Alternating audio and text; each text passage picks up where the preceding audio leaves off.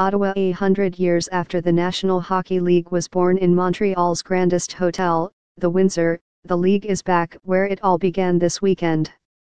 The hotel is gone, but the nearby train station is still there, next door to the Montreal Canadiens' home rink at the Bell Centre. Gathering there, on paper, at least, are the 100 players deemed to be the best to have played in the N.H.L. For the past year, the artist Tony Harris has been at his easel trying to translate the speed and color and glory of hockey into oil paint.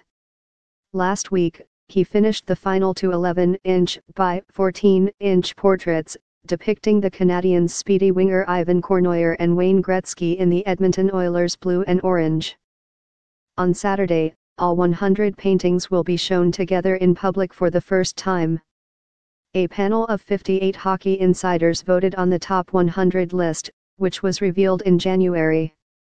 A certain amount of debate ensued. Whither Frank Niber?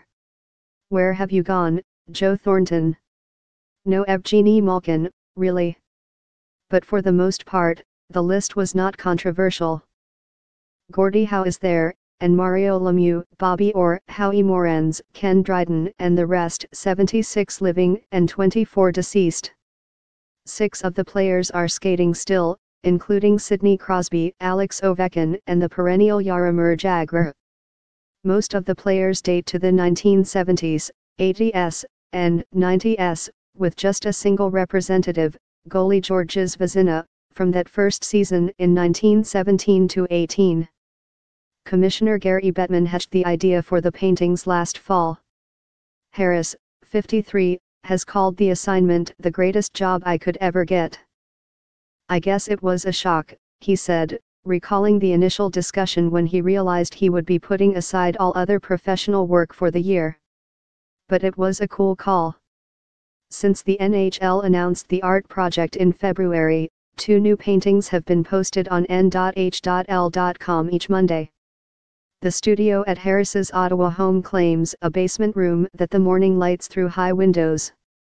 A wall-filling TV is tuned, always, to wherever in the world there is a golf tournament.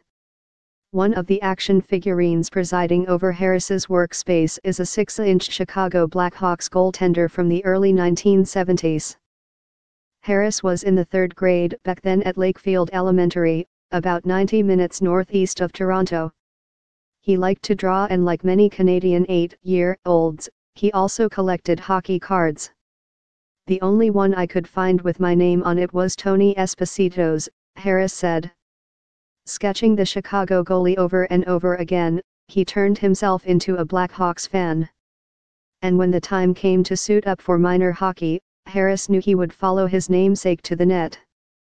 The son of an English teacher, Harris grew up on campus at Lakefield College School, a private boarding school, before he started as a student there in 9th grade.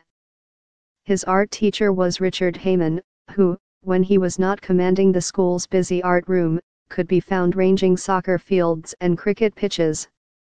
To this day I've never taken an art lesson from anybody other than Richard, Harris said. I still don't think I'm even close to what he could do.